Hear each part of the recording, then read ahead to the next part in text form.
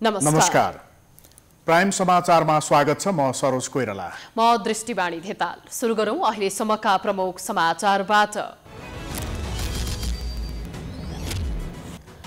मन्त्रीमण्डल विस्तारलाई लिएर शीर्ष नेताहरूको दिनभर दौडधुप, भागवण्डा मिलाउनै सकस। ओलीले गरेका संवैधानिक नियुक्ति खारेज गरी सहमतिमा सरकार सञ्चालन गरिने।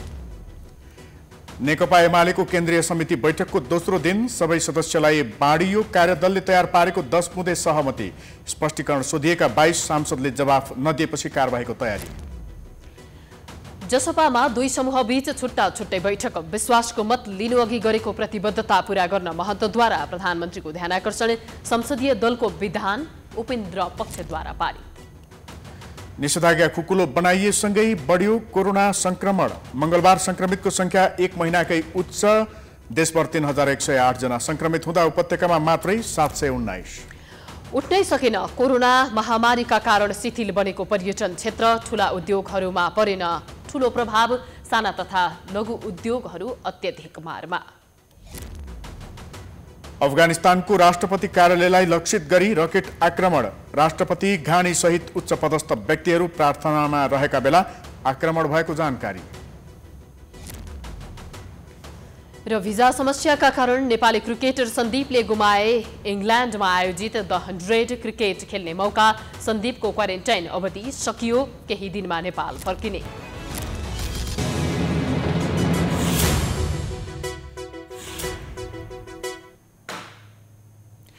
अब समाचार विस्तारमा। प्रधानमन्त्री शेरबहादुर देउवा र माओवादी केन्द्रका अध्यक्ष पुष्पकमल दाहाल प्रचण्ड बीच भेटवार्ता भएको छ। प्रधानमन्त्री शेरबहादुर देउवा नेकपा माओवादी केन्द्रका अध्यक्ष पुष्पकमल दाहाल प्रचण्डको निवास खुमलटार पुगेका छन्। बिरामी रहेकी प्रचण्ड पत्नी सीता दाहाललाई भेट्न प्रधानमन्त्री देउवा प्रचण्ड निवास पुगेको बताइएको छ। यसअघि बालुवाटारमा भएको छलफलमा केपी शर्मा ओली नेतृत्वको सरकारले गरेका सबै संवैधानिक नियुक्तिहरू खारेज गर्ने सहमति भएको छ। त्यस्तै नेताहरूबीच साझा कार्यक्रम बनाएर सरकार सञ्चालन गर्ने बारेमा छलफल भएको छ। मन्त्री परिषद चाँडै विस्तार गर्ने र न्यूनतम साझा कार्यक्रम बनाउने सहमति भएको बताइएको छ। ओली सरकारले गरेका नियुक्ति खारेजीको प्रक्रिया भने देउवाले सुरु गरिसकेका छन्। यो बीचमा संवैधानिक परिषद सम्बन्धी अध्यादेश खारेज भइसकेको छ। 11 राजदूत नियुक्ति प्रक्रिया खारेज गरिएको छ। त्यस्तै सुकुम्बासी आयोग पनि खारेज गरिएको छ। ओली नेतृत्वको सरकारले पछिल्लो समय झण्डै 3 दर्जन नियुक्तिहरू असंवैधानिक ढङ्गले गरेको थियो।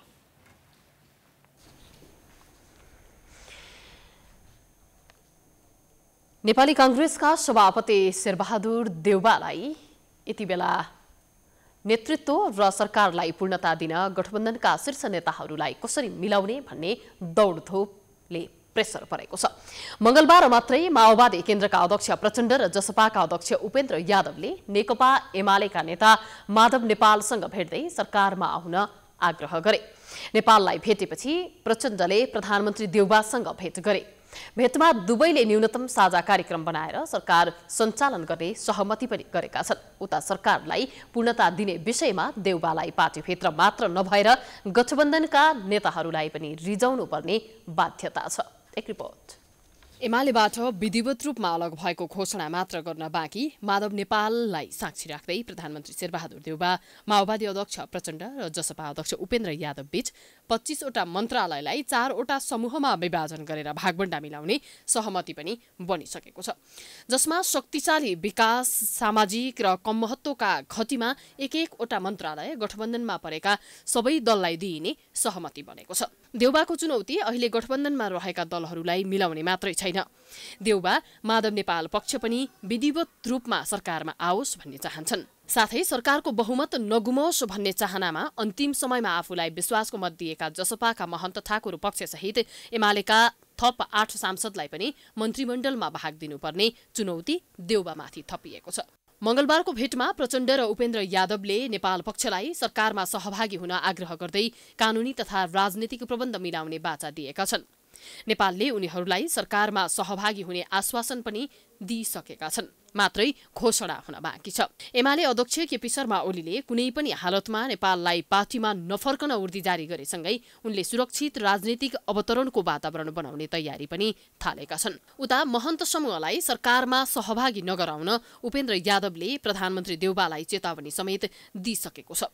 यो अवस्थामा यादवलाई मनाएर महन्त पक्षलाई सरकारमा ल्याउनु प्रधानमन्त्री देउवाका लागि थप चुनौतीको विषय बनेको छ। उता पार्टीमा देउवा इतरका रामचन्द्र पौडेलले आफ्नो पक्षबाट मन्त्रीमण्डलमा झण्डै 50% हिस्सेदारी माग गरेको छ। यस्तै अर्का प्रभावशाली नेता कृष्णप्रसाद सिटौलाले पनि आफ्नो पक्षका लागि सरकारमा भाग खोजेका छन्। सरकारलाई समर्थन गरेको जनमोर्चाले सरकारमा नजाने निर्णय गरिसकेको छ। केपी शर्मा ओलीलाई सत्ताच्युत पार्न तथा आफूलाई प्रधानमन्त्री बनाउन सहयोग गर्नेहरूलाई विश्वासमा लिनुपर्ने पहिलो चुनौती देउवा सामु छ। माधव नेपाललाई फकाएर उनको पक्षलाई सरकारमा सहभागी गराउनु त छँदैछ, प्रतिनिधि सभामा विश्वासको मत लिँदा अन्तिम समयमा सहयोग गर्ने महन्त पक्ष र ओलीको साथ छोडेर आफूलाई साथ दिने एमालेका 8 सांसदको व्यवस्थापन गर्न पर्ने चुनौती पनि उनको काँधमा थपिएको छ। प्रतिनिधि सभामा हासिल बहुमतलाई जोगाइराख्न पनि उनले सबैलाई साथमा लिएर हिँड्ने योजना बनाएको बताइन्छ। जे जस्तो अवस्था आइपरे पनि यही साताभित्र मन्त्रीमण्डललाई पूर्णता दिने विषयमा शीर्ष नेताहरूबीच सहमति बनेको छ। अब त्यो तपाईले चाँडै नै थाहा पाइहाल्नुहुन्छ। अब म यसबारेमा धेरै कुरा भन्दिनँ, तपाईँहरूले थाहा पाइहाल्नुहुन्छ।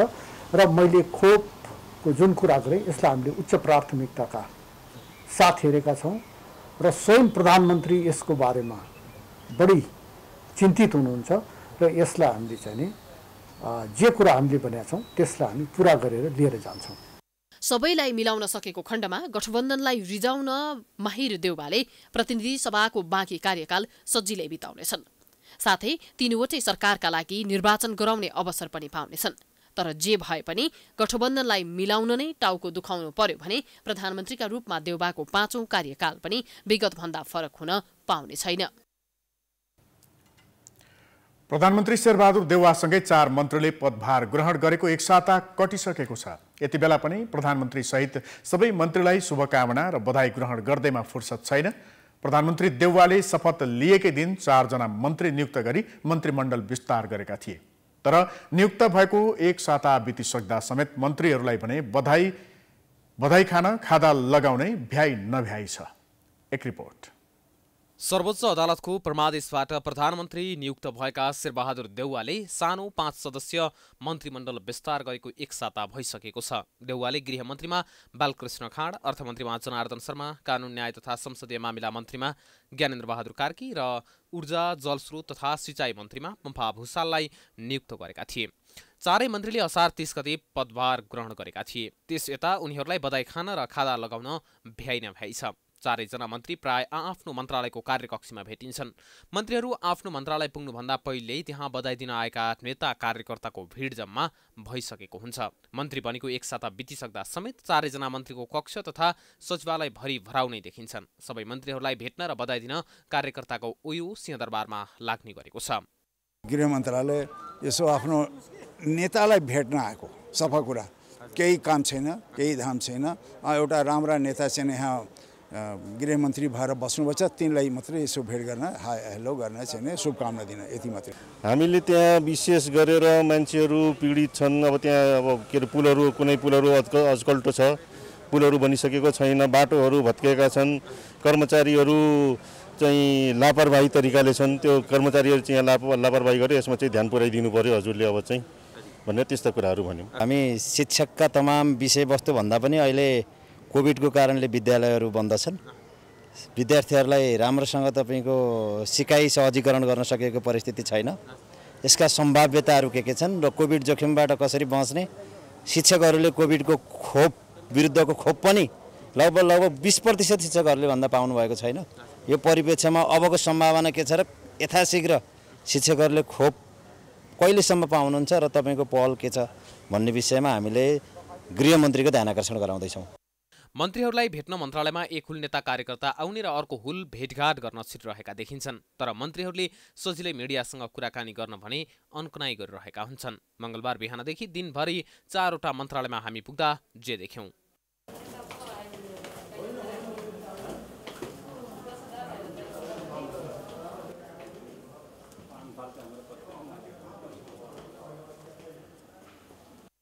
चारै मन्त्रीको सचिवालय विस्तार भइ नसकेकाले पनि सचिवालयमा रहेका कर्मचारीहरूलाई मन्त्रीसँग भेट्ने पालो मिलाउन हम्मे परिरहेको छ। सबैभन्दा बढी गृह मन्त्रालयमा मन्त्रीको कक्षदेखि बाहिरसम्म मन्त्रीलाई भेट्नका लागि लाइन लागेको थियो।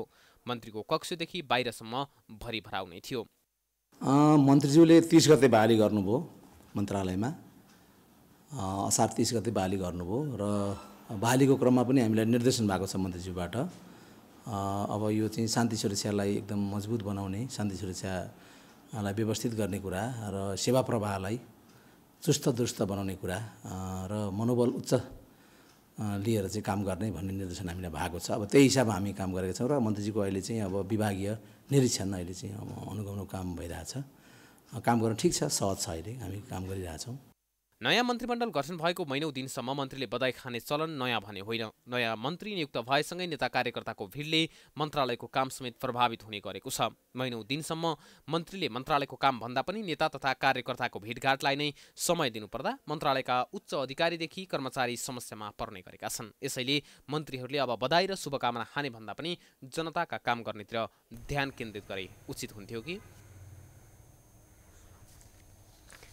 नेकपा एमालेको 10औं केन्द्रीय कमिटिको दोस्रो दिनको बैठक जारी छ। ललितपुरको च्यासलस्थित तुलसीलाल स्मृति प्रतिष्ठानमा बसिरहेको बैठक हिजोकै निरन्तर बैठक हो। आजको बैठकमा एमाले एकताका लागि गठित तत्कालीन कार्यदलले तयार पारेको 10 बुँदे सहमति सदस्यहरूलाई वितरण गरिएको छ। कार्यदलका तर्फबाट स्थायी कमिटी सदस्य सुभाष नेमाङले सो सहमति कार्यान्वयनमा इमानदार हुनुपर्नेमा जोड दिएका छन्। एमाले पार्टीको आन्तरिक समस्या समाधानका लागि गरेको 10 बुँदे सहमतिलाई अनुमोदन गरिसकेको छ। बैठकमा शेरबहादुर देउवालाई प्रधानमन्त्रीमा विश्वासको मत दिने माधव कुमार नेपाल सहितका 22 सांसदलाई कारबाहीको थप प्रक्रियाबारे पनि छलफल हुने बताइएको छ। एमाले उनीहरूलाई अनुशासनको कारबाहीका लागि 24 घण्टे स्पष्टीकरण सोध्ने हिजै निर्णय गरिसकेको छ। जारी बैठकमा प्रदेशको पार्टी अवस्थाबारे सम्बन्धित नेताहरूले जानकारी गराउने, सर्वोच्चको फैसलाप्रति पार्टीको दृष्टिकोण, ओली नेतृत्वको सरकारले गरेका कामको समीक्षा गर्ने साथै आगामी दिनमा राजनीतिक र सांगठनिक काममा पार्टीको भूमिकाबारे पनि छलफल हुने मुख्य एजेन्डा रहेका छन्।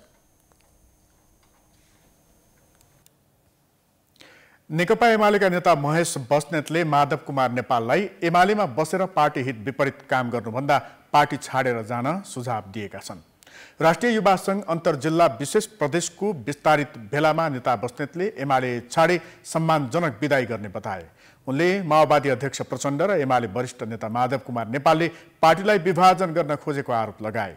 देशी विदेशी शक्तिसँग मिलेर प्रचण्ड र नेपालले एमाले विभाजन गर्न खोजेको बस्नेतको आरोप छ। शक्तिहरूले सहेनन्, त्यसको लागि बोक्नको निमित्त सबभन्दा सजिलो हल्का पात्र प्रचण्डमा रहेका चरम महत्त्वाकांक्षा, उहाँमा रहेका असङ्ख्य अवसरवादी चरित्रहरू र अस्थिर चरित्रका कारणले उहाँलाई बोकेर माधव नेपाल जो हाम्रो पार्टीमा लामो समय गुटबन्दीको श्रृङ्खला चलाएर बस्नु भएको थियो र उहाँको सत्ताबाट उहाँ 9 महाधिवेशन पछाडि आफू माइनस भएको महसुस गर्नुभएको थियो र प्रचण्ड र माधव नेपाल मार्फत यो पार्टीलाई विभाजन गर्ने, नेकपा एमालेलाई सत्ताबाट विस्थापित गर्ने र नयाँ खालका गठबन्धन निर्माण गर्ने जुन षड्यन्त्रहरू भएका थिए, ती षड्यन्त्रहरूलाई हामीले अब स्वयं हाम्रा पार्टीका साथीहरू यसमा इन्भल्भ भएको कारणले तोड्न सकेनौँ।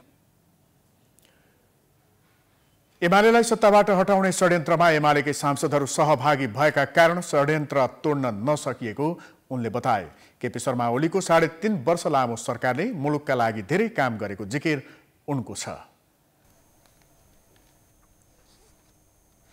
नेपाल कम्युनिस्ट पार्टीका महासचिव नेत्रविक्रम चन्द विप्लवले एमाले अध्यक्ष केपी शर्मा ओलीसँग भेटवार्ता गरेका छन्।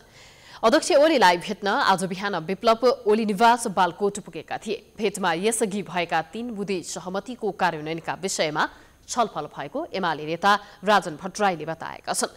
पछिल्लो समय भेटघाटलाई तीव्र बनाएका विप्लवले माओवादी अध्यक्ष पुष्पकमल दाहाल प्रचण्ड, एमाले नेता माधव कुमार नेपाल, जसपाका संघीय परिषद अध्यक्ष बाबुराम भट्टराईसँग भेटवार्ता गरेका छन्। जनता समाजवादी पार्टीको संसदीय दलको बैठकले सर्वसम्मत रूपमा संसदीय दलको विधान पारित गरेको छ। सिंहदरबार स्थित दलको कार्यालयमा बसेको बैठकले जसपा संसदीय दलको विधान 2078 पारित गर्ने निर्णय गरेको हो। बैठकमा विधान मसौदा प्रस्तुत भई छलफल भएको र आएका सुझावहरू समेतलाई समावेश गरी संघीय संसदीय दलको विधान 2078 पारित गरिएको अध्यक्ष उपेन्द्र यादवले जानकारी दिए। उनले संसदीय दलको बैठकबाट पारित विधानलाई अनुमोदनका लागि केन्द्रीय कार्य समितिमा पठाउने निर्णय भएको जानकारी दिएका छन्। आज बसेको संसदीय दलको बैठकले संघीय संसदीय दलको विधानलाई छलफल गरी पारित गर्ने कार्य गरेको छ र संसदीय दलको विधान पारित भएको छ। आजको निर्णय आजको एजेन्डा थियो। जसपा एउटै छ त, दुईटा जसपा कहाँ छ र? बैठकमा अध्यक्ष उपेन्द्र यादव, संघीय परिषद अध्यक्ष डाक्टर बाबुराम भट्टराई र वरिष्ठ नेता अशोक राई समेत 22 सांसदको उपस्थिति थियो। प्रतिनिधि सभामा जसपाका 34 सांसद छन्, तीमध्ये बहुमत सांसदहरू उपेन्द्र यादवको पक्षमा छन्। यसअघि महन्त ठाकुर पक्षले राजेन्द्र महतोलाई संसदीय दलको नेतामा चयन गरेको थियो, तर अहिले महतो अल्पमतमा परिसकेका छन्। जनता समाजवादी पार्टीको आधिकारिकता विवाद निर्वाचन आयोगमा विचाराधीन छ। आयोगले विवाद टुङ्गो लगाएपछि साउन 10 गतेपछि जसपाले सरकारमा सहभागिता जनाउने भएको छ। संसदीय दलको नेता र सरकारमा पठाउने मन्त्रीहरूको नाम भने अर्को बैठकले टुङ्गो लगाउने नेताहरूले बताएका छन्।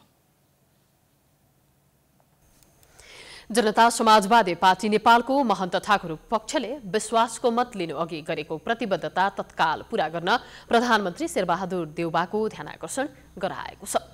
जसपाको केन्द्रीय कार्यकारिणी समितिको आज बसेको बैठकले संविधान संशोधन, रेशम चौधरी लगायत बन्दीहरूको रिहाई, नागरिकता सम्बन्धी समस्या समाधान, स्थानीय तहको पुनः संरचना, लाल आयोगको प्रतिवेदन सार्वजनिक लगायतका विषयमा प्रधानमन्त्रीको ध्यानाकर्षण गराएको हो। बैठकपछि विज्ञप्ति जारी गर्दै अध्यक्ष ठाकुरले आफ्ना माग पूरा गराउन वर्तमान प्रधानमन्त्रीसँग माग गर्ने र अघिल्लो सरकारले गरेका सकारात्मक कामका लागि धन्यवाद दिने निर्णय भएको बताएका छन्।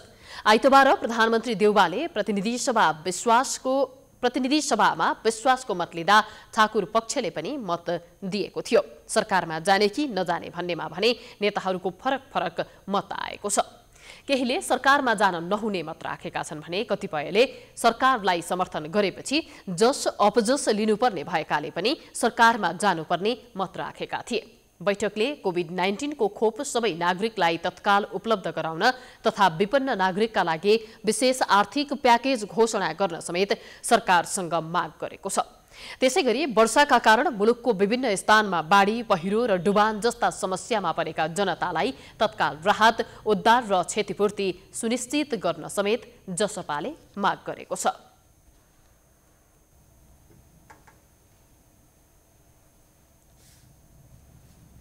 समाचारको सिलसिला जारी छ। हामी विश्रामपछि आउँछौं।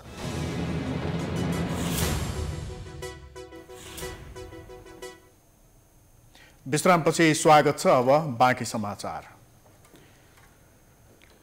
नेपाली कांग्रेसका नेता प्रकाश मान सिंहले क्रियाशील सदस्यताको विवाद विधि र विधान अनुरूप समाधान गर्नुपर्ने बताएका छन्। एकपक्षीय ढंगले वितरण गरिएका क्रियाशील सदस्यता बदर गर्नुपर्ने माग राख्दै कांग्रेस कार्यालय सानेपामा धरना र आमरण अनसन बसेका नेता तथा कार्यकर्तासँग छलफल गर्दै नेता सिंहले छिटोभन्दा छिटो क्रियाशील सदस्यताको विवाद हल गर्नुपर्ने बताएका हुन्। उनले नेता सिंहले क्रियाशील सदस्यताको विवादलाई विधि र विधान अनुरूप छिटो हल गर्न आफूले नेतृत्व तहमा पुनः ध्यानाकर्षण गराउने आश्वासन दिए। प्रदेश क्षेत्रीय समिति भयो, त्यसपछि यो संघीय यो प्रतिनिधि सभा निर्वाचन क्षेत्र भयो, यिनीहरूको चाहिँ सिफारिसबाट आएकाहरूलाई विधि पूरा गरेर आएकाहरूलाई चाहिँ क्रियाशील सदस्यता दिनु पर्यो भन्ने उहाँहरूको जुन डिमान्ड छ, त्यो पार्टीको विधान अनुसार दिनुपर्ने कुराहरूलाई चाहिँ दिनुपर्छ भन्ने कुरामा वडा अधिवेशन आउन 8 दिन बाँकी रहँदा विवाद छानबिन समितिले अन्तिम कार्यसूची तयार गर्न सकेको छैन भने तराईका बारा र धनुषा लगायत अधिकांश जिल्लाका कार्यकर्ता केन्द्रीय कार्यालयमा धरना तथा अनसन बसेका छन्। उनीहरूले एकपक्षीय रूपमा भएको क्रियाशील सदस्यता वितरणलाई छानबिन गरेर सच्याउनु पर्ने माग गरेका छन्। क्षेत्र नम्बर 1 र क्षेत्र नम्बर 4 हाम्रा दुईजना साथी हुनुहुन्छ। क्षेत्र नम्बर 1 बाट राम पल्टनजी र दिनेश नायकजी। मूल समस्या भनेको हाम्रो दुईटै क्षेत्रमा क्रियाशील सदस्यताको वितरणमा चरम धाँधली अर्को शब्दमा भन्दाखेरि बिल्कुल एकपक्षीय वितरण हैन। अलिकति प्रकृति तलमाथि होला, फरक होला उहाँहरूको क्षेत्रमा, मेरो क्षेत्रमा, तर मूल समस्या नै हो क्रियाशील सदस्यताको एकपक्षीय वितरण। पार्टीको विधान नियमावली र केन्द्रीय परिपत्र वितरित नयाँ क्रियाशील सदस्यता वितरण गरेको भन्दै केही दिनदेखि कार्यकर्ताहरू धरनामा छन् भने नेता यादव सहित 3 जना अनसनमा बसेका छन्।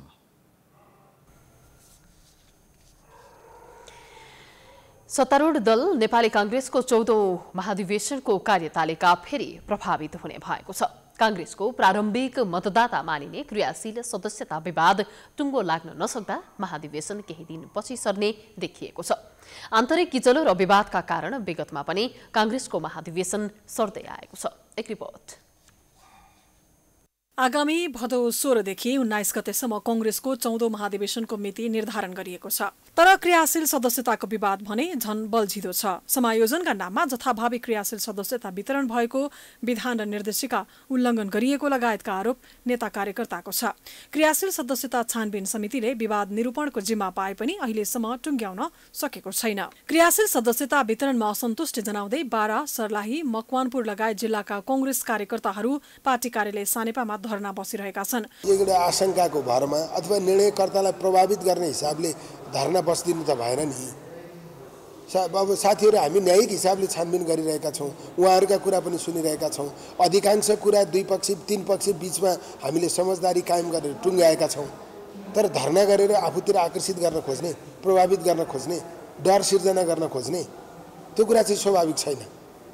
त्यसैले चाहिँ यो थ्रेड गर्ने, अब चाहिँ के अरे डर सिर्जना गर्ने, कुनै पनि वडाको विवाद अथवा जिल्ला क्षेत्रको विवाद, जिल्लाको विवाद कसको कारणले भएको?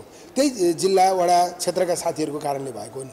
आफूले समयमा त्यसको व्यवस्थापन गर्नु भएन, सबै प्रक्रिया पुर्याएर ल्याउन सक्नु भएन, समझदारी कायम गर्न सक्नु भएन, अनि हामीले हेर्नु पर्यो। धनुषाका कांग्रेस नेता चन्द्रमोहन यादव सहित रामपल्टन शाह र दिनेश नायक आमरण अनसनमा रहेका छन्। लामो समयदेखि काम गर्दा पनि छानबिन निष्कर्षमा पुग्न सकेको छैन। विवादकै कारण बारा र सप्तरी जिल्लाको छानबिन प्रक्रिया नै रोकिएको छ। रसुवा र सिन्धुपाल्चोक जिल्लाको समायोजन विवाद समय अभावका कारण छानबिन समितिले केन्द्रमा पठाएको छ। देशभरका बाँकी 100 वडामा समायोजनमा आपसी समझदारी जुट्न नसक्दा विवाद कायमै छ। क्रियाशील सदस्यताको सूचीमा सभापतिले हस्ताक्षर गरेर केन्द्रीय निर्वाचन समितिलाई बुझाउने म्याद गुज्रिसकेको छ। समितिले विवाद रहित तरिकाले समाधान गर्न सकेको छैन। हामीले सैद्धान्तिक निर्णय गरेर सक्यौं, कतिपय ठाउँमा स्थगित गर्यौं। स्थगित गरेको विषय चाहिँ अब पदाधिकारीज्यूहरू कहाँ जान्छ, त्यहाँ गएर फेरि फाइल खुल्छ, त्यहाँ गएर यहाँ नटुङ्गिएको कुरा त्यहाँ टुङ्गिन सक्छ हैन। अनि हामीले स्थगित गरेका नयाँ क्रियाशील सदस्यताहरू फेरि 14औं महाधिवेशनमा लागू हुने गरी आउन सक्छन्। त्यहाँ गएर पनि टुङ्गिएन भने ती हामी त्यो स्थगित भएका क्रियाशील सदस्यताहरू 14औं महाधिवेशनलाई स्थगित नै हुन्छन् र 15औंमा मात्र तिनीहरू आउने सम्भावना हुन्छ। त्यसैले अहिले हामीले कहीँ स्थगित गरेका छौँ, कहीँ समस्या समाधान गरेका छौँ। जे जसो गरेर हुन्छ हामीले यसलाई टुङ्ग्याइसकेको अवस्था छ। अब हामी चाहिँ यसको हार्ड कपी तयार गर्ने प्रोसेसमा लागिरहेका छौँ। त्यसका लागि चाहिँ हामीलाई केही दिन अरू लाग्छ। पूर्व निर्धारित कार्यतालिका अनुसार वडा अधिवेशन साउन 12 गते, गाउँ र नगरको अधिवेशन 16 गते, प्रदेशसभा क्षेत्रीय अधिवेशन 20 गते, प्रतिनिधि सभा क्षेत्रीय अधिवेशन र एक मात्र प्रतिनिधि सभा निर्वाचन क्षेत्र भएको जिल्ला अधिवेशन 23 गते, एक भन्दा बढी प्रतिनिधि सभा निर्वाचन क्षेत्र भएको जिल्ला अधिवेशन 26 गते र प्रदेश अधिवेशन भदौ 1 र 2 गते हुनुपर्नेछ। तर क्रियाशील सदस्यता विवादकै कारण वडा र गाउँ नगर अधिवेशनको मिति हेरफेर हुने भएको छ। अब वडा तहको केही प्रभावित हुन सक्ने सम्भावना छ, तर त्यसो निर्णय भएको छैन। छानबिन समितिले 75 जिल्लाको हामीले काम सक्यौं भनेर रिपोर्ट गरेको छ। त्यसको प्रतिवेदन पनि 2 दिनमा दिने भनेको छ। अब 2टा जिल्लाको मात्रै बाँकी उहाँहरूले बताउनु भएको छ र केही जिल्लाहरूको यो समायोजन अरू दलबाट आएको मिलाउन बाँकी छ। काम त्यति मात्रै बाँकी हो। संवैधानिक प्रावधान अनुसार भदौ महिनाभित्र जसरी पनि नेपाली कांग्रेसले महाधिवेशन गर्नै पर्ने बाध्यता छ। विवादकै कारण पटक पटक कांग्रेसले महाधिवेशनको मिति सार्दै आएको छ। कांग्रेसभित्रका अनिगिन्ती गुटको चित्त बुझाउने हो भने 14औं महाधिवेशन सजिलै हुने अवस्था छैन। सभापति शेरबहादुर देउवा प्रधानमन्त्री भएसँगै महाधिवेशन हुन्छ कि हुँदैन भन्ने अनिलता छ। पार्टी सरकारमा भएका कारण महाधिवेशनको विषय ओझेलमा परेको छ। प्राइम टाइम्स टेलिभिजनका लागि प्रकाश बमको रिपोर्ट। मुलुकमा कोरोना संक्रमितको संख्या फेरि बढ्न थालेको छ। मंगलबार 3108 जना संक्रमित थपिएका छन्। यो संख्या एक महिना यताकै सबैभन्दा उच्च हो। यसअघि गत जेठ 29 गते 3384 जना संक्रमित थपिएका थिए। त्यसता दैनिक थपिने संक्रमितको संख्या 3000 भन्दा कमै थियो। काठमाडौँ उपत्यकामा पनि संक्रमितको संख्या ह्वात्तै बढेको छ। एक रिपोर्ट। केही दिनदेखि कोरोना संक्रमण पुष्टि हुनेको संख्या कहिले 2000 भन्दा तल त कहिले 2500 सम्म पुग्ने गरेको थियो। तर मंगलबार 81 यो संख्या बढेर 3000 भन्दा माथि पुगेको छ। देशभरका धेरै भागमा कोरोना संक्रमितको संख्या बढ्दा काठमाडौँ उपत्यका पनि अछुतो रहेन। आइतबार देशभर 1801 जनामा कोरोना पोजिटिभ भेटिएको थियो। त्यसमध्ये उपत्यकामा 334 जनामा कोरोना पुष्टि भएको थियो। त्यस्तै सोमबार 2445 जनामा कोरोना पुष्टि हुँदा उपत्यकामा 474 जनामा संक्रमण पुष्टि भएको थियो। मंगलबार काठमाडौँ उपत्यकामा 719 जना सहित देशभर 3108 जनालाई कोरोना भाइरस संक्रमण पुष्टि भएको छ। यो सहित नेपालमा 7,21,617 जनामा संक्रमण पुष्टि भइसकेको छ। मंगलबार दुवै विधि गरेर देशका विभिन्न प्रयोगशालाबाट 13,135 जनाको परीक्षण भएको छ। पछिल्ला दिनमा भीडभाडजन्य क्रियाकलाप तथा कोरोना प्रतिको व्यवस्थाका कारण स्वास्थ्यका मापदण्ड र सावधानी नअपनाउँदा फेरि संक्रमण बढेको हो। भीडभाडजन्य क्रियाकलाप बढ्दै जाँदा जनस्वास्थ्य विज्ञहरूले निरन्तर चेतावनी दिँदै आएका थिए। धेरै मान्छे चाहिँ अहिले चाहिँ त्यो टेस्टबाट बाहिर भएका छन्। ती मान्छेहरूले सारेको सारी छन्। त्यही कारणले यो स्थिर भएर बसेको। तिनीहरूले अझ धेरै मान्छेहरूसँग सम्पर्क हुन थाल्यो र भने अब बढ्छ। अहिले किन त्यो बढ्दैन भन्दाखेरि गाउँघरतिर सारा चाहिँ बाटो भत्केको छ हैन। जिल्ला सदरमुकाम आउनलाई पनि अहिले गाह्रो छ। अनि खोला नाला बढेर पुल भत्काएको कारणले चाहिँ यहाँ चाहिँ पुलहरू भत्केको कारणले ओल्लो गाउँबाट पल्लो गाउँमा जान पनि अहिले चाहिँ असम्भव छ। त्यो कारणले मान्छेको सम्पर्क चाहिँ प्राकृतिक रूपमा पनि यो चाहिँ वर्षाले टुटाइदिएको छ। कतिपय ठाउँहरूमा एकदमै गाह्रो भएको छ। त्यसै कारणले अहिले चाहिँ यो अलिकति सुधार हुने बित्तिकै त्यसरी वात्तै बढिहाल्छ। अहिले निषेधाज्ञा खुकुलो भएसँगै भीडभाडजन्य क्रियाकलाप बढेको छ। मंगलबार कोरोना संक्रमणका कारण थप 25 जनाको मृत्यु भएको छ। कोरोनाकै कारण अहिलेसम्म 9608 जनाको मृत्यु भइसकेको छ। अहिले सक्रिय संक्रमित 25837 जना रहेका छन्। कोरोना संक्रमण पश्चात 1595 जना निको भएका छन्। अहिलेसम्म पुष्टि भएका संक्रमित मध्ये 6,34,927 जना संक्रमण मुक्त भएका छन्। मन्त्रालयका अनुसार हालसम्म देशभर सक्रिय संक्रमितको संख्या 26,419 जना रहेको छ, जसमध्ये 23,834 जना होम आइसोलेसनमा छन् भने 2,585 जना संस्थागत आइसोलेसनमा रहेका छन्। कोरोनाका बिरामी मध्ये 592 जना आइसियु र 172 जना भेन्टिलेटरमा उपचाररत रहेका छन्। यसरी नै कोरोना संक्रमणको दर बढ्दै जाने हो भने महामारीले फेरि एकपटक जनजीवन अस्तव्यस्त बनाउने पक्का छ। त्यसैले सावधानी अपनाउन जरुरी छ।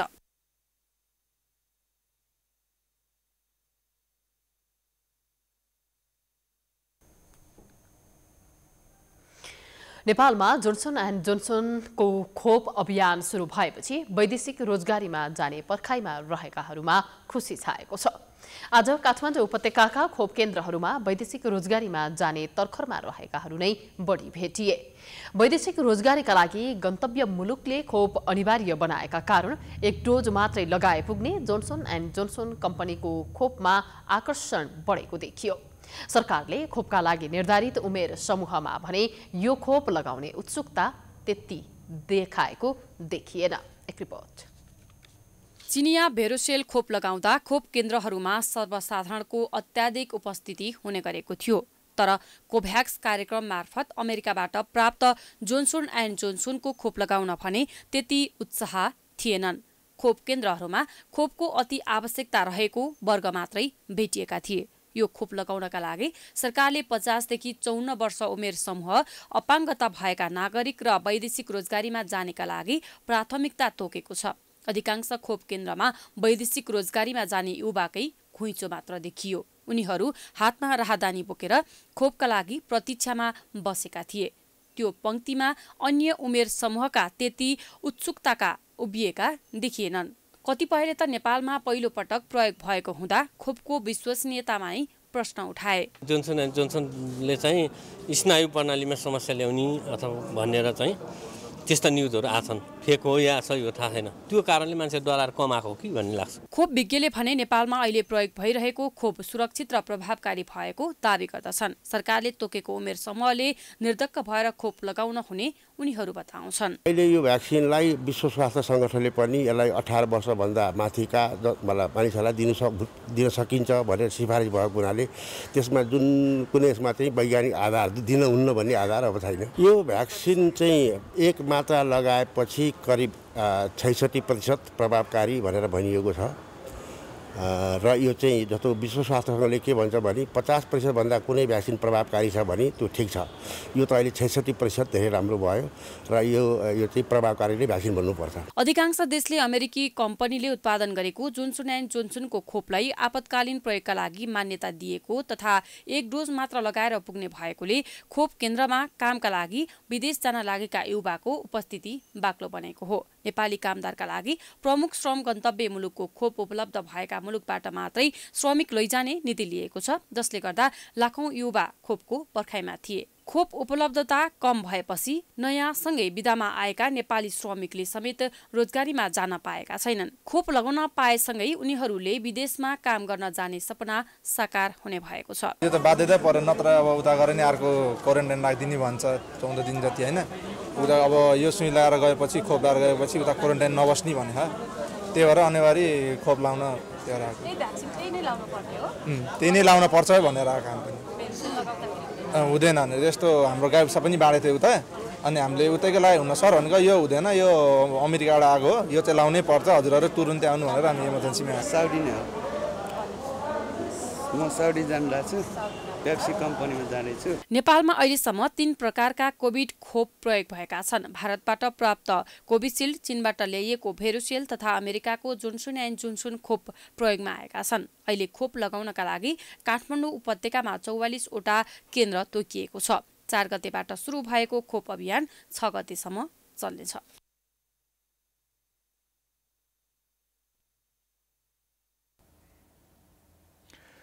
महान्यायाधिवक्ता खम्ब बहादुर खातीले देश र जनतालाई केन्द्रमा राखेर काम गर्ने बताएका छन्। रिपोर्टर्स क्लब नेपालमा बधाई तथा शुभकामना लिँदै महान्यायाधिवक्ता खातीले आफू सधैँ जनताको हितमा कार्य गर्न तयार रहेको बताएका हुन्। उनले विधिको शासन, संघीय लोकतान्त्रिक गणतन्त्रको सोच अनुरूप आफूले प्रधानमन्त्री शेरबहादुर देउवा लगायत नेपाल सरकारलाई कानुनी सल्लाह दिने बताए। समय र परिस्थिति हेरेर कानुनको पालना सम्बन्धी सल्लाह दिने उनले स्पष्ट पारे। यो पहिचान गराउने दृष्टिकोण, सोच तपाईहरुले दिनुपर्दछ। हामीले अनुकूलता र प्रतिकूलतामा कहिले पनि व्याख्या गर्नु हुँदैन र हामीले जहिले पनि जनतालाई सेन्ट्रल पोइन्टमा, पिभट पोइन्टमा राखेर कार्य गर्नुपर्दछ भन्ने मेरो सोच र दृष्टिकोण छ। र यदि भनिरहँदा म अत्यन्तै गर्वका साथ तपाईहरुको यो रिपोर्टर्स क्लबमा के कारणले उपस्थित भएको हो भने तपाईहरुको सरसल्लाह र सहयोग मेरो लागि एउटा निर्देशित बाटो बन्नेछ। रिपोर्टर्स क्लब नेपालका सभापति ऋषि धमलाले महान्यायाधिवक्ता खम्ब बहादुर खातीलाई बधाई तथा शुभकामना दिए। उनले खातीलाई सफल कार्यकालको शुभकामना दिएका छन्। नेपाल बार एसोसिएसनको महासचिव भइसकेको अनुभवले खारिएको भन्दै महान्यायाधिवक्ताका रूपमा सशक्त भूमिका निभाउने आशा व्यक्त गरे।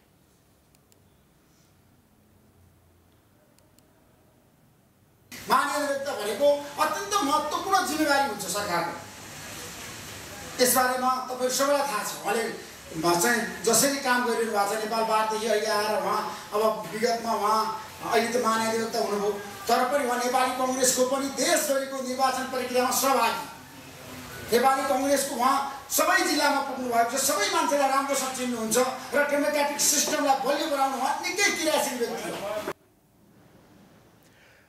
महान्यायाधिवक्ता खातीले मिडियाको भूमिका निकै महत्त्वपूर्ण हुने भन्दै आफूलाई मिडिया क्षेत्रबाट सल्लाह सुझाव र निर्देशन समेत स्वीकार्य हुने बताएका थिए।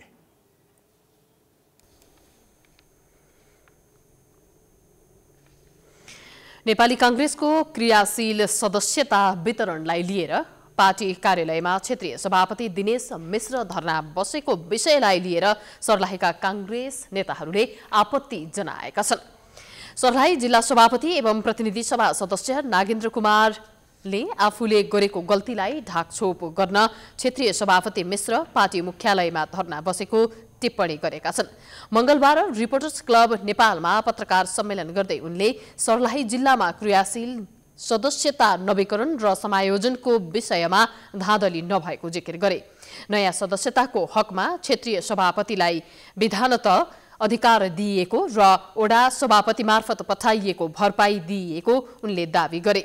उनले कागज सही भएकाले सदस्यता दिनुपर्ने र गलत भएकाहरूलाई कारबाही गर्नुपर्ने पनि बताए। सभापति र नगर सभापतिको रोभरमा मैले उठाउन लगाएँ।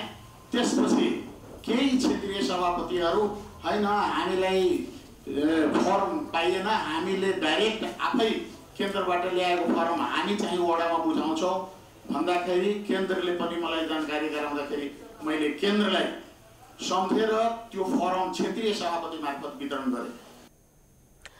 कार्यक्रममा केन्द्रीय सदस्य जङ्गीलाल रायले अहिले पार्टी मुख्यालय सानेपामा धरनामा बस्नेहरूले नै गल्ती गरेको र उक्त गल्ती ढाकछोप गर्नका लागि यस्तो नाटक गरेको टिप्पणी गरे। कांग्रेस नेता तथा प्रदेश नम्बर 2 का महिला बालबालिका तथा खेलकुद मन्त्री वीरेन्द्र प्रसाद सिंहले पनि कांग्रेस केन्द्रीय सदस्य तथा सांसद डाक्टर अमरेश कुमार सिंहले आफ्नो क्षेत्रमा नजाने तर काठमाडौँमा बसेर राजनीति गरेको आरोप लगाएका थिए। समाचारको सिलसिला अझै जारी छ। हामी विश्रामपछि आउँछौं।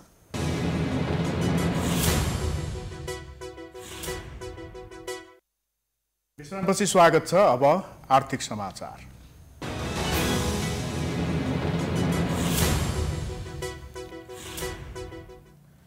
कोरोना महामारीका कारण गत वर्ष र यसपालि जारी गरिएको निषेधाज्ञाका कारण मुलुकको आर्थिक अवस्था कमजोर बन्न पुगेको छ। कोरोना महामारीको पहिलो लहरमा गरिएको 3 महिना लामो लकडाउन र दोस्रो लहर जारी निषेधाज्ञाले उद्योगधन्दा र गरेर खाने वर्गलाई पनि बाटोमा ल्याएको छ। एक रिपोर्ट। नेपाल राष्ट्र बैंक, उद्योग मन्त्रालय, राष्ट्रिय योजना आयोग र निजी क्षेत्रको छाता संगठनहरूको अध्ययन अनुसार कोभिड-19 का कारण सबैभन्दा बढी लघु, घरेलु तथा साना उद्योगहरू प्रभावित बनेका छन्। त्यसपछि पर्यटनमूलक उद्योग बढी प्रभावित बनेका छन्। यसले पर्यटन क्षेत्रतर्फका हवाई सेवा, होटल, रेस्टुरेन्ट, दोहोरी साँझ, क्यासिनो, साहसिक खेल जस्ता क्षेत्र ठप्प जस्तै बनेका छन्। 1.5 वर्षको अवधिमा गरिएका बन्दाबन्दीका कारण अन्तर्राष्ट्रिय उडान नियमित हुन सकेको छैन। आन्तरिक उडान पनि पूर्ण क्षमतामा चल्न सकेका छैनन्। पर्यटकलाई आकर्षित गर्ने हरेक क्षेत्र कोरोनाको महामारीले डुबेका छन्। 1.5 वर्षको अन्तरालमा पर्यटन व्यवसायले 1 खर्ब भन्दा बढीको घाटा बेहोरेको छ। होटल व्यवसायमा दैनिक 7 देखि 8 करोडसम्म घाटा भइरहेको छ। मजदुरहरू हातमुख कसरी जोड्ने भन्ने समस्यामा छन्। मजदुरलाई तलब खुवाउनका लागि मात्रै भए पनि सहज ऋणको व्यवस्था गरिदिनु पर्ने माग बढ्दो छ। पर्यटन बोर्डका उपाध्यक्ष चन्द्र रिजाल अघिल्लो सरकारले बजेट मार्फत पर्यटन व्यवसायलाई राहत दिने खालका कार्यक्रम ल्याएको बताउँछन्। उनी अघिल्लो सरकारको राम्रा कार्यक्रमलाई वर्तमान सरकारले निरन्तरता दिनुपर्ने पनि माग गर्छन्। पर्यटन व्यवसायीहरूलाई चाहिँ डोमेस्टिक पर्यटनलाई एकदम गुणात्मक फड्को मार्ने ढङ्गले चाहिँ 10 दिनको भत्ता सहितको कर्मचारीलाई बिदा दिने कुरा थियो। अब त्यो कार्यान्वयनमा जानुपर्छ। अर्को भिसा अझै व्यवसायीलाई राहत दिने, चाहे त्यो भ्याटका कुरामा अलि लङ टाइमसम्म छुट दिने कुरा होस्, होइन, ट्याक्सका कुरामा अलि लङ टाइमसम्म छुट दिने कुरा होस्। यी यावत कुरा चाहिँ अब आउने सरकारले थप्छ, ल्याउन सक्छ भने त्यो पोजिटिभ कुरा हो। उद्योग मन्त्रालयका अनुसार प्रतिकूल समयमा पनि 40% ठूला मझौला उद्योगहरू चलेका थिए। उद्योग विभागका महानिर्देशक धरायसी बनेको पर्यटन तथा अन्य उद्योग व्यवसायलाई सहुलियतपूर्ण कर्जा, पुनर्कर्जा उपलब्ध गराउनु आवश्यक भइसकेको बताउँछन्। जुन नीतिगत रूपमा चाहिँ अब व्यवस्थाहरू गरेका छ बजेट मार्फत, त्यसपछि मौद्रिक नीति मार्फत र व्यवसायलाई दिएका राहतका कार्यक्रम मार्फत, अब त्यसबाट चाहिँ उहाँहरूले म्याक्सिमम बेनिफिट ल्याउनु पर्यो। जस्तै लगानीको सन्दर्भमा भन्दा पुनर्कर्जाका विषयहरू भनन्, सहुलियतपूर्ण ब्याजका कुराहरू होलान्, कर्जाको रिसेड्युलिङ गर्ने कुराहरू र कयौँ चाहिँ नीतिगत सुधार गर्ने कुराहरू होलान्। त्यो क्षेत्रमा चाहिँ भएका सुधारबाट उहाँहरूले चाहिँ फाइदा लिन सक्नुभयो। विभागका अनुसार मुलुकको कुल ग्राहस्थ उत्पादनमा 14% योगदान औद्योगिक क्षेत्रको रहेको छ।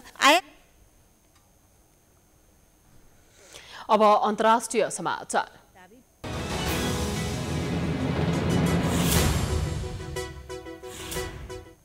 अफगानिस्तानको राष्ट्रपति कार्यालयलाई लक्षित गरी रकेट आक्रमण भएको छ।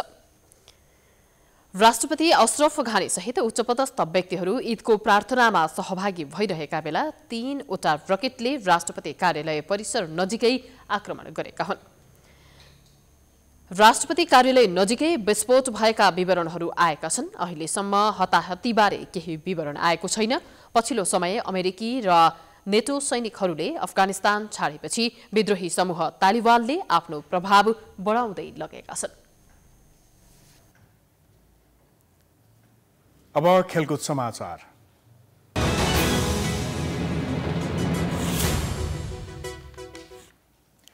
नेपाली लेग स्पिनर सन्दीप लामिछानेले इङ्ल्यान्डको क्रिकेट लिग डे 100 खेल्न नपाउने भएका छन्। इङ्ल्यान्ड क्रिकेट बोर्डले आफ्नो भिसालाई मान्यता नदिएको र देश छाड्न आग्रह गरेको सन्दीपले फेसबुकमा लेखेका छन्। सन्दीप आज वा भोलिमा नेपाल फर्कने उनका म्यानेजर रमन शिवाकोटीले बताए। भिसा समस्याको कारण उनले प्रतियोगिता नै गुमाउने सम्भावना रहेको बताउँदै आएका थिए। सन्दीपले टिएर 5 भिसा पाए पनि प्रतियोगिता खेलको लागि अनुमति नपाएको बताइएको छ। सन्दीपले प्रतियोगिता खेल्न नपाएमा उनको स्थानमा दक्षिण अफ्रिकी बलर ताब्रेज साम्सीलाई अनुबन्ध गर्ने तयारी गरेको छ।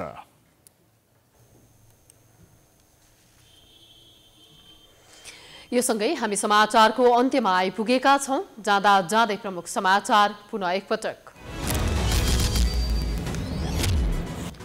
मन्त्रीमण्डल विस्तारलाई लिएर शीर्ष नेताहरूको दिनभर दौडधुप, भागभण्डा मिलाउनै सकस। ओलीले गरेका संवैधानिक नियुक्ति खारेज गरी सहमतिमा सरकार सञ्चालन गरिने। नेकपा एमालेको केन्द्रीय समिति बैठकको दोस्रो दिन सबै सदस्यलाई बाँडियो। कार्यदलले तयार पारेको 10 मुद्दे सहमति। स्पष्टीकरण सोधिएका 22 सांसदले जवाफ नदिएपछि कारबाहीको तयारी। जसपामा 2 समूह बीच छुट्टा छुट्टै बैठक। विश्वासको मत लिनु अघि गरेको प्रतिबद्धता पूरा गर्न महन्तद्वारा प्रधानमन्त्रीको ध्यानाकर्षण। संसदीय दलको विधान उपेन्द्र पक्षद्वारा पारित। निषेधाज्ञा खुकुलो बनाइएसँगै बढ्यो कोरोना संक्रमण। मंगलबार संक्रमितको संख्या 1 महिनाकै उच्च। देशभर 3108 जना संक्रमित हुँदा उपत्यकामा मात्रै 719। उठ्नै सकेन कोरोना महामारीका कारण शिथिल बनेको पर्यटन क्षेत्र। ठूला उद्योगहरूमा परेन ठूलो प्रभाव।